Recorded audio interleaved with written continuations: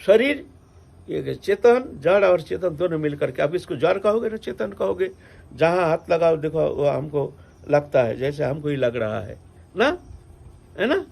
जहाँ थोड़ा सा चोट लगने से ओह चोट लग गया, कैसे चोट क्यों लगा तुमको, तुम आहा क्यों कर रहे हो, इस चोट किसको लगा। अगर प्रश्न किया जाए जब चोट लगा तो तुमने उफ बड़ा कष्ट हुआ तुमको, अगर प्रश्न किया जाए ये कष्ट किसका हुआ, ये कष्ट किसने अनुभव किया बताओ। एक शरीर है एक आत्मा है, शरीर है प्रकृति, आत्मा है चेतन, दोनों मिलकर के शरीर बना है। अच्छा तो चोट लगा शरीर को, शरीर को माने प्रकृति को, प्रकृति माने जड़ रूपा प्रकृति को चोट लगा, तो कष्ट हुआ किसका, बोलो आत्मा का, हैं बोलो ना, कष्ट अनुभव किसने किया, हैं अज्ञान रूपी गांठ बन करके वो अहंकार पैदा हो गया,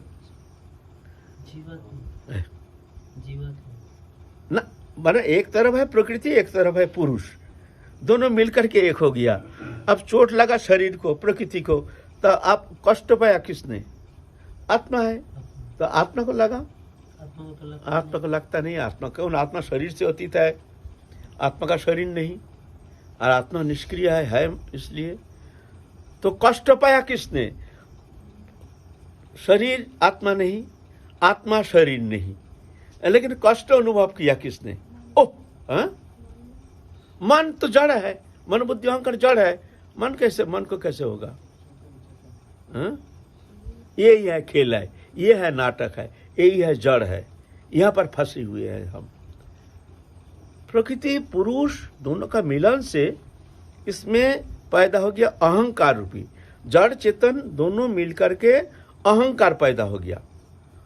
अहंकार माने जैसे मान लो लकड़ी में आग लग गया तो उसमें धुआं पैदा हुआ, अब धुआं किसका है बताओ, वो अग्नि का धुआं है ना लकड़ी का धुआं है, बताओ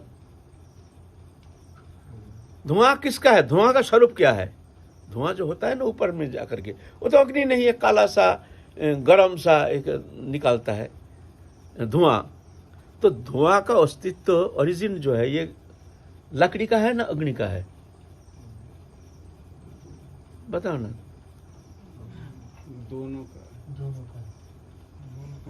दोनों का कैसे होगा, इसको पैदा कैसे हुआ, सम्मिलित रूप दोनों का। लकड़ी का धुआं, लकड़ी का धुआं होता है, ऐसे ही धुआं होता है,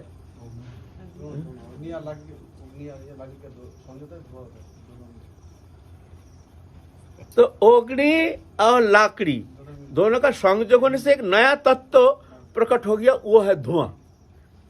ना अग्नि का धुआं होता है ना लकड़ी का धुआं होता है, दोनों का जब संयोग होता है धुआं पैदा होता है ना। ऐसा ही आत्मा जो है वो तो निष्क्रिय है, वो तो है बस चेतन सत्ता, प्रकृति शरीर है, दोनों मिलने से धुआं जैसे, अहंकार है धुआं जैसे है, आत्मा और शरीर अपरा प्रकृति परा प्रकृति दोनों को मिलन से चेतन सत्ता दोनों का मिलन से पैदा हो गया अहंकार रूपी जीवात्मा, कर्ता अहम इति मन्यते, वो अपने को कर्ता मानते हैं, कर्ता अहम मैं करता हूं। प्रकृति क्रियमानानि गुण कर्माणि सर्वस्व अहंकार विमूढ़ात्मा कर्ता अहम इति मन्यते। प्रकृति कर्म करते हैं, कर्म से प्रकृति हाथ धरा कर्म कर रहे हैं ना, पंखा चल रहा है, पंखा चला रहा कौन, कैसे बिजली चला रहा है, बिजली कुछ करता ही नहीं, वो है मात्र बस, उससे लेना देना नहीं है। पंखा कौन चला रहा है, ये घूम रहा है कैसे, बिजली के उसके भीतर कुछ उसको घुमा रहा है हाथ से, तो बिजली कैसे चला रहा है। एक मशीन चल रहा है, drilling machine, grinding machine, movement कर रहा, काम कर क्रिया हो रही है, चल रही है, बड़े बड़े मशीन है ना, कौन चला रहा है बोलो, बिजली ना मशीन। देखो बोलो नहीं तो प्रश्न है ना, बोलो ना कौन चला रहा है वो मशीन, बिजली है, बिजली के कारण मशीन ऐसे बनावटी है, मैकेनिज्म ऑटोमेटिक चलता है। वो जो मशीन का बनावटी ऐसी है, वो बिजली नहीं रहने से वो निष्क्रिय। जहाँ बिजली नहीं है वहाँ अरब खरब करोड़ों रुपये का मशीन अगर वहाँ पड़ा रहे ना, काना कोड़ी कीमत नहीं। तुमको अगर दे दिया जाए, बोलेंगे देखो यहाँ तो बिजली है नहीं, तो मशीन को ले जाओ, तो बोले भाई लेके क्या करेंगे, वो तो कोई काम में आएगा नहीं, है ना। बिजली होने से ही होगा नहीं, मशीन भी चाहिए। ऐसा ही दोनों मिलकर के फिर जाकर उसके अंदर जाकर के प्रकृति पुरुष मिलकर के बन गया है अहंकार रूपी चैतन्य सत्य। इसको कहते हैं जीव चैतन्य सत्ता, जीव आत्मा, जीव रूपी आत्मा। वो ये भोगायतन शरीर को अपना स्वरूप मान करके इसमें तदात्मता के कारण मैं हूं, दोनों मिलकर के वो अहंकार रूपी जीवात्मा वो सोच रहे हैं ये शरीर मैं हूं, शरीर संबंधी वस्तु मेरा है, ये भ्रमित हो रहा है। यह है माया। प्रकृति क्रियमानानि गुण कर्माणि सर्वश, गुण के द्वारा कर्म संपादित तो हो रहा है। अहंकार के कारण वो विमूढ़ आत्मा जो है जीवात्मा, वो भ्रमित हो गया है। वो मानने लगे जो मैं हूं, मैं कर रहा हूं।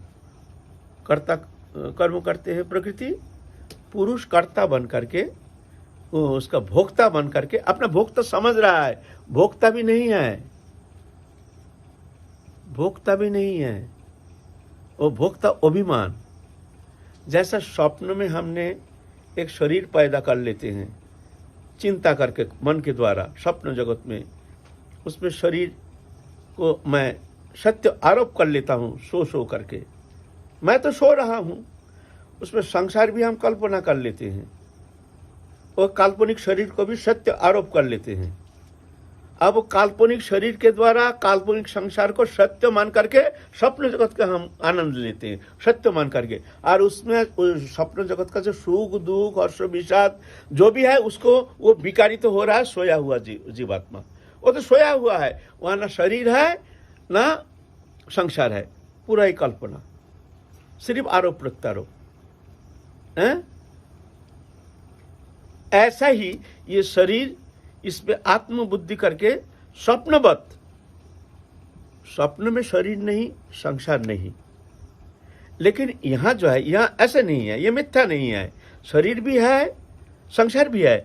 लेकिन इसमें मैं हूं, शरीर हूं, संसार ये मेरा भोग्य पदार्थ है, ये जो अभिमान, बस यही है स्वप्नवत सुख दुख का कारण। कर्ता हम इति मन्यते, वो अपने को कर्ता मानते हैं।